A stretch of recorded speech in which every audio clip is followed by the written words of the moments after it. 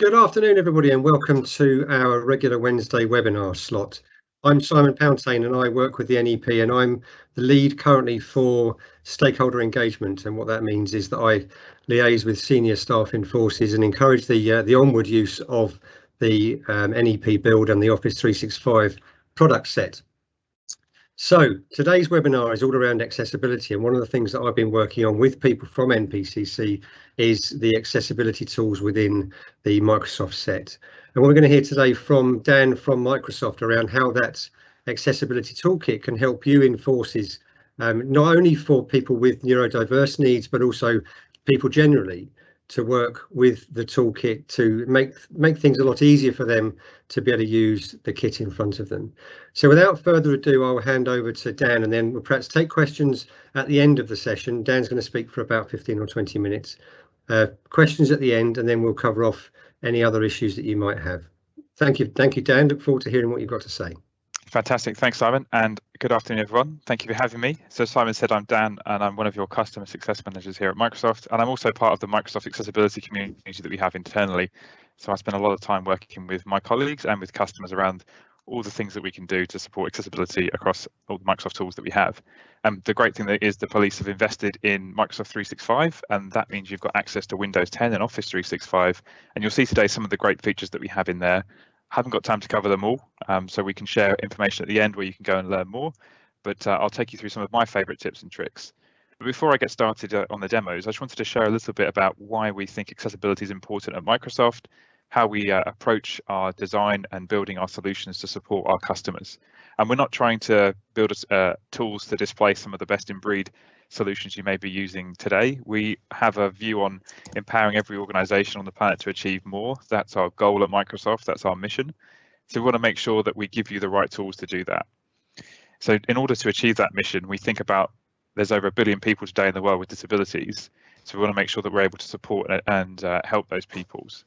And with those billions of people with disabilities, over 70% of those disabilities are actually hidden disabilities.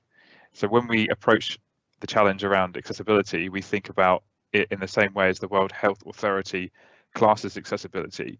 The traditional view of accessibility many years ago was it was a problem with someone, it was a health condition, it was a thing that was wrong with you, which actually is not what disabilities are all about. Really how the World Health Authority think about it, and how we also think about it at Microsoft, is it being a mismatched human interaction. And if we think about our own personal lives, we come across this all the time. I'm half Spanish, I don't speak Spanish very well.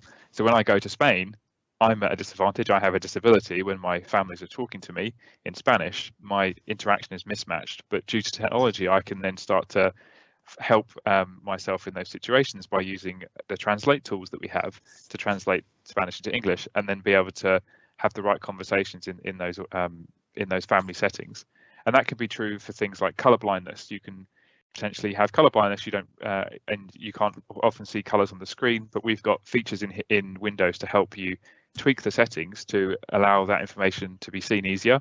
And that's another example of kind of how we think about sort of supporting people with accessibility needs. So we're not trying to solve every need that everyone has, but we want to try and make it as easy as possible for people to access the tools and the content in them to get work done. And when we start to think about that, we think about accessibility in kind of 3 different ways. We think of accessibility with a permanent disability, like this lady here who's lost the lower part of her arm. We also think about accessibility in a temporary scenario with this young man here who's broken his arm, or situational, where a lot of us find ourselves, me included now with an 8-month-old son, in a situational disability where I can only use one hand typically to type. So what we try and do is we solve for the permanent challenge, and actually we help everyone that's excluded in that scenario. And that way we can start to really empower our customers and achieve our mission to empower everyone on the planet to achieve more if we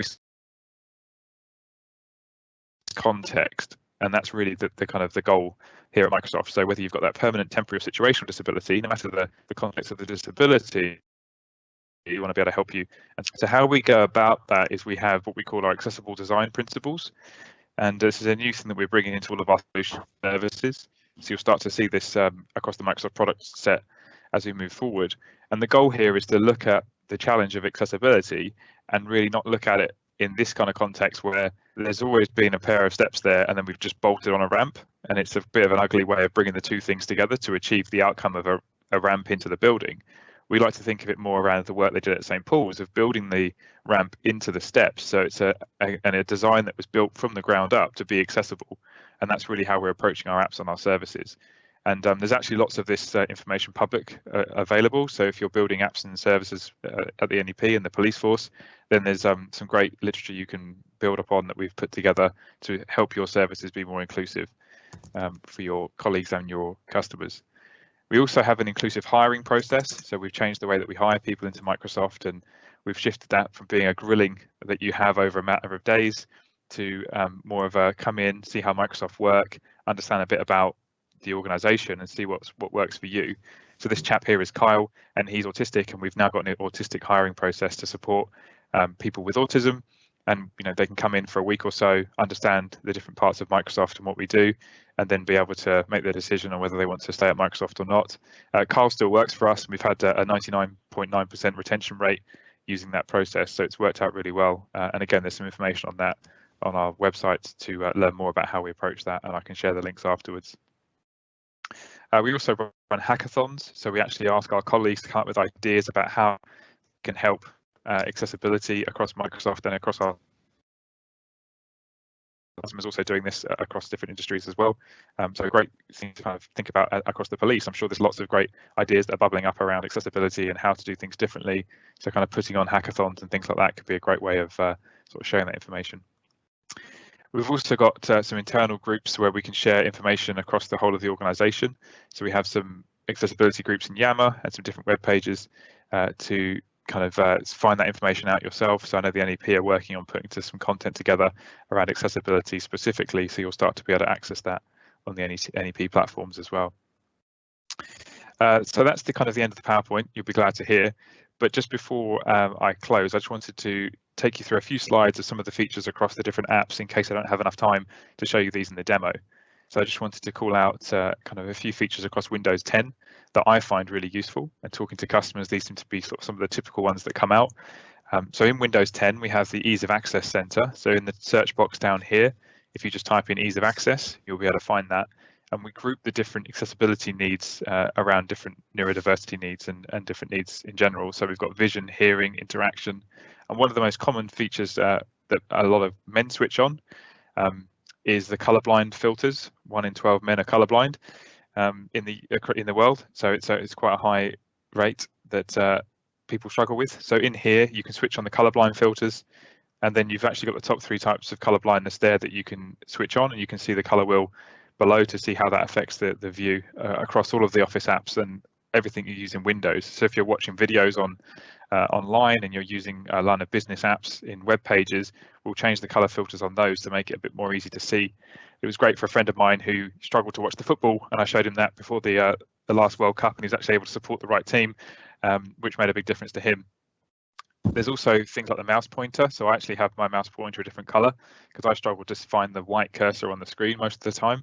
And you can also, again, under the vision settings, make those changes to the size and the color of your mouse cursor to make it easier to see. One thing that I find really useful is enabling Focus Assist, which then holds back all the notifications you get in Windows. So if you're getting loads of emails, Teams messages, stuff pinging up, it can sometimes be quite difficult to focus on what you're trying to get done. So you can use Focus Assist to hold that back, and that will allow you to focus in on getting the work done you need to do. But you can see that we've got the settings kind of all around different accessibility needs. So I urge you to have a look around there in the Ease of Access Center and see if there's something in there that will help you. We've also got a big focus on accessibility within Teams.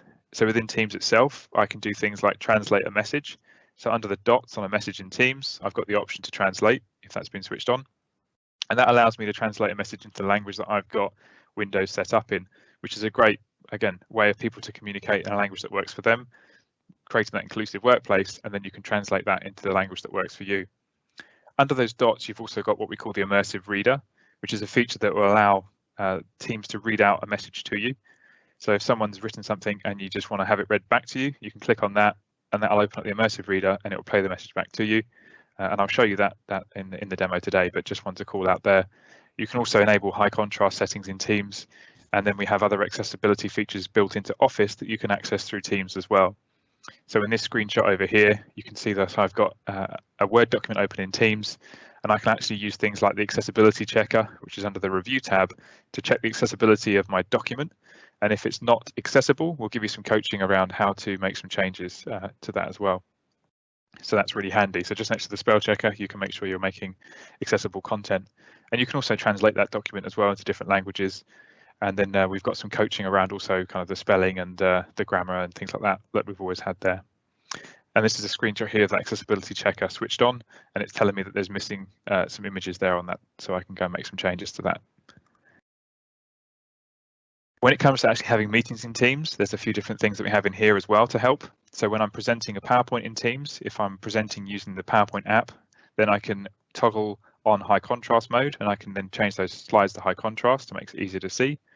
We've also got AI captioning. So in a Teams meeting, under the dots up here, I can switch on the captions, and that will then show me who's speaking and then what they've said, and we'll do that real-time captioning. So we give you speaker attribution there as well.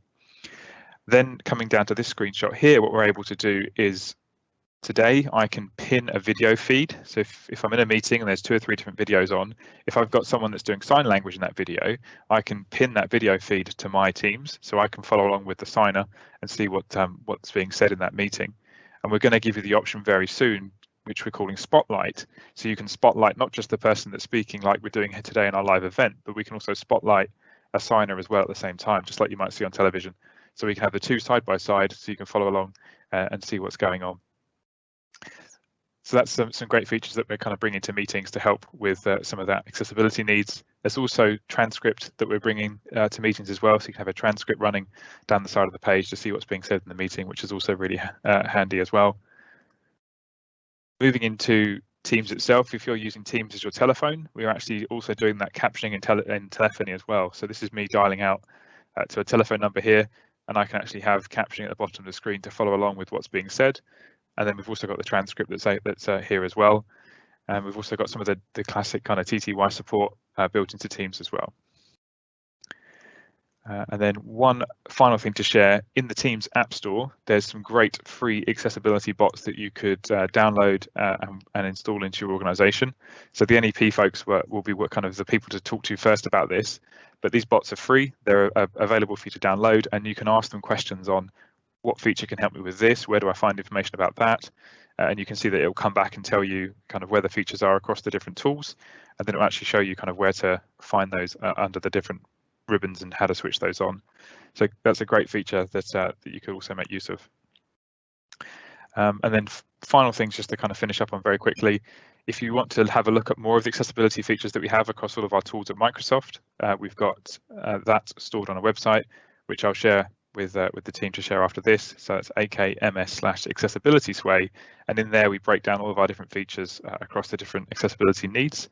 And then we've also got an answer desk if you have any questions about what features can do what, or if you're using a tool like Dragon, for example, how does that work with other Microsoft tools? If you email edad@microsoft.com, they'll be there to help you and give you guidance on that. And that's our enterprise accessibility desk. And then if you are interested to learn more about accessibility and you want to kind of get a little bit of training about that, then we have some free training courses online, which are called the Accessibility Fundamentals. So if you head to aka.ms/accessibility fundamentals, you can learn more and do some training online around kind of the accessibility features and the tools that we have. So that was kind of a walkthrough of some of the bits and pieces that we have. I just wanted to now share a little bit of a scenario that we discussed that we thought might be relevant to some of our officers in the field about how you could use some of these tools when you're out and about with the public needing to take statements and things like that. So what you have available to you is Office 365, and of that, Word is one of the tools that you have available to you. And you can access this on your PC using the Office app. You can access this online, or you can access this on your phone as well. And it's available to you wherever you are. If the files are stored in SharePoint, Teams, or OneDrive, then you can access them on those devices. You don't have to worry about saving things and re-uploading them to different places. So if I open up the Word app here, and I can go into a statement that I've put together for someone that I'm going to go and talk to now. Let's say I'm going to go and take a witness statement. Here I can go and open up that statement from my Sorry, let me just do that over here actually, because it's not in the right place. So here I've got a witness statement that I've put together that I've pulled here. And then if I'm now going to go and take a statement from a member of the public, I could type that out, which could take a little bit of time, and spelling isn't one of my strengths, and I often get things wrong. But what I can do is I can actually use the dictate feature here. So if I have a device with a microphone, so that could be a laptop or a mobile phone, I can actually switch on dictate. And as I speak, Word will type for me on the screen. So I could have this in the middle of the room, and I could ask the person to do some, give me their statement of what happened, and they can tell me that someone broke into the back of their house. I think they were wearing a black hoodie. It looked a little bit like Simon, and I can then take that information here and put that into my statement. And then if I need to, I can then tidy that up. Again, I've got the spell checker here to help me with grammar, and I can now put that information in into the system of record that I would need to put that in. We've also got the capabilities to translate, and we've also got the feature to transcribe as well. What's also really handy is, and again, I use this all the time, I don't necessarily need the feature because I'm not hard of seeing, but it's a feature that makes it really easy for me to kind of understand what's been written. I have under the review option here, I have the option to read out loud, he says, if I can find it, and Word will read things back to me, which is really handy. It's actually, I think, in the desktop app here. So in my document, I can actually get files read back to me. Sorry, bear with me a second. Let's just open up here. So as we type, we can say press dictate, and we can now have things written on the screen for us as we talk, which is really handy. And once we've finished writing that statement down, we can just stop the microphone. And then if we need to have this read back to us, we can then use the read out loud feature here. And you won't hear this, unfortunately, but Word will now read that back to me, and I can choose the speed that's read back to me. I can also choose the person that's reading that back to me. And this is really handy if you've got a big document and you just want to proofread it. Sometimes it's hard to read, so it's easier to have it read back to you. So that's a really handy feature. And what you can also do in Word is actually change some of the layout of the Word look and feel as well. So under this review tab here, I can go over to go across to the View tab here, and I can then change the look and feel of Word when my Word catches up with me. Like all good demos, just like to take a moment. So I have the option under View to enable what we call the Immersive Reader, and then I can actually change the layout of the page altogether. So I can change the color of the page, I can change some of the look and feel. So that's just seems to have taken a moment to do what I wanted to do. So let me just jump back to the web view.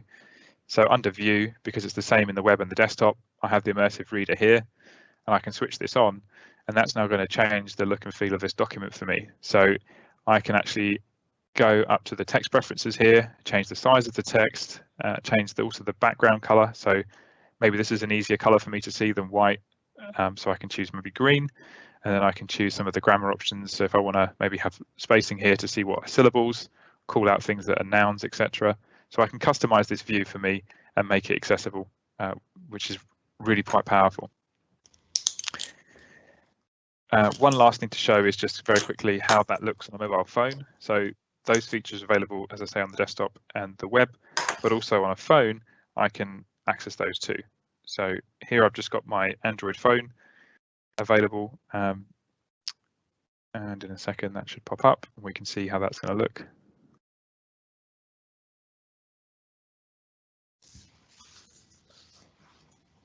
Let's try that again. Okay. Apologies, there we go.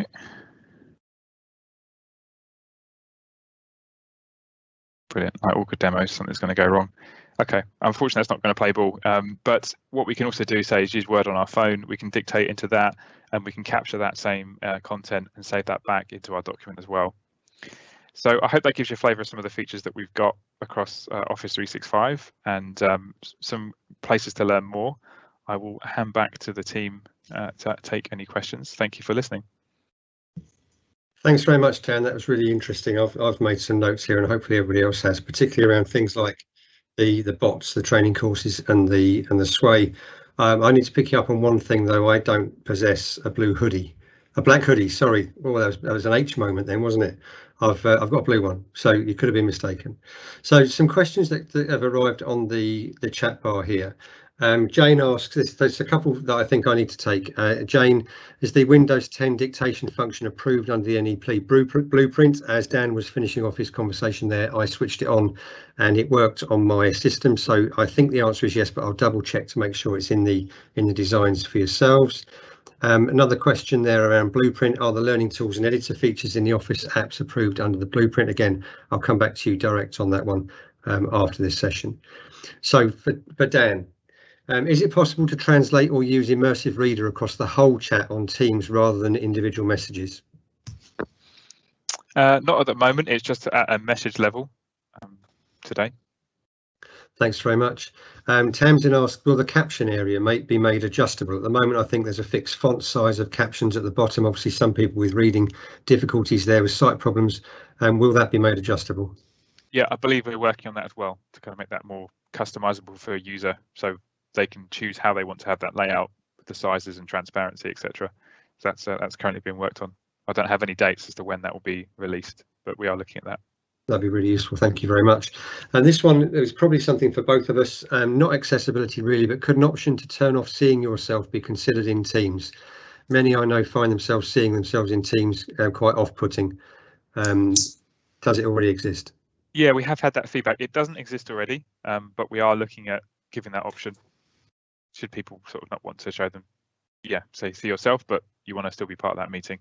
So that we are working on that at the moment. Excellent. And Tamsin asks about has this been okayed legally? And I think the question relates to the statement taking. And I think, Dan, I don't know whether you know the answer to that, about whether the voice to text has been approved legally by Microsoft, through Microsoft.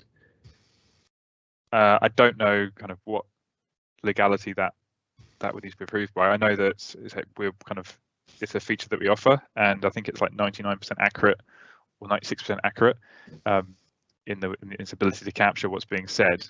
But I don't know kind of where it stands from a police regulatory perspective on if it's something that could be used or not. But it's a feature there that say even if you just take it as a speech dump that you then go and kind of edit later on, it could just be a useful way to kind of capture information. Something to consider. So thanks for that. I mean, from my perspective, I'd heard 96% accurate. I think from an NPCC perspective, if it was going to be approved formally, it would need to go through the relevant NPCC portfolio. And at the moment, it doesn't meet that criteria. However, as Dan says, the need really is it's there as a facility for you to use that transcript and then take that and mend it into statement form. And Tamsin, you're right, you wouldn't necessarily be wanting to give your laptop or your phone to people to make a statement. However, in most cases with them that we were talking about there, it's likely to be victims, etc. So there is some more work to be done around the verification of that information to be used as from an evidential perspective, but certainly for something which can capture what's been said for then the user stroke officer to amend is something that is a valuable tool. There's a question here about how do I dictate in Teams, please? Edge has now a wide range of readers, which is great, but will we see that moving across from Word Outlook? Yes, we will. Yeah, so we're working on bringing those kind of extra voices to the other apps as well. Okay, and Tamsin's pointed out that she doesn't have that in the Read Aloud in Hampshire just yet. It's there for the click to go, but that has its own issues. So potentially something we need to just check with the designs to make sure that it's there. Another question, will there be a better choice of fonts and custom color available for Immersive Reader? Yeah, I'm not sure actually on what's to come, but that EDAD address that I mentioned earlier on, so edad@microsoft.com would be a good place to ask that question, because that's the Enterprise Disability Desk, and they're able to then go and find that information from the teams that are actually building the stuff. So it's a good place to go to ask questions. Feel free to CC me into your email, but that I would say that's one for them. It might be worth that slide going back up on the screen as we finish. I think, Dan, that would be very helpful. There's no more questions that I've got on the screen in front. That's been it's been very useful. If there's the EDAD email address on there, if there's no other questions, then we'll bring that towards a close. Just from our perspective within the NEP, what we're trying to do is to work with NPCC, and Tamsin, who's been asking some questions there, is leading a group of people from within policing to talk about accessibility issues. And she's been linking in with me and now members of that group, and we formed a working group to discuss the matters of concern to yourselves, and we will take those either into the NEP design if there needs to be a design change, or outwards into Microsoft if there needs to be changes there. You've heard about some issues that impact on other apps or products that you might use within forces, and those are ones really for the EDAD to be spoken to about, because they most of the time they will know about those links, and Dan already talked about how Dragon potentially is dealt with through that group. So that's useful. And what we're also trying to do is to link into the disability work stream of NPCC, which is led by Deputy Chief Constable Amanda Blakeman from Gwent. We're linking into her about how this work is features with her thinking around disability, and I've spoken to her recently about that, and we're engaging on a regular basis. There will be a workshop following this event on a date that somebody hopefully will put on the screen in front of me in a second. We're planning a workshop around accessibility where we'll work with the leads from forces around some of these issues, just to make sure that the NEP designs are not discriminating against anybody with neurodiverse needs, and that we can then feed other things back into Microsoft, as I've said. So I'd like to close by thanking Dan. Dan, very, very informative, really useful information there, and hopefully everybody found that of use to yourselves out in forces.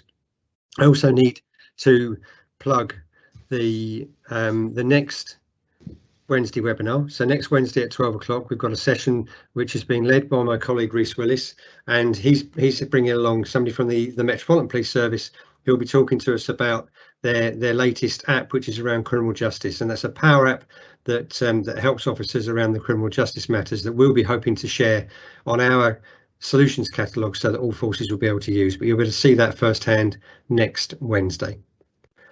I think that's probably about everything, Dan, unless there's anything else that you want to finish off with, we can come to a close. No, that's it from me. Thank you everyone for listening. I hope it was useful. Thank you for the opportunity to join today. Certainly was for me. Thank you very much indeed.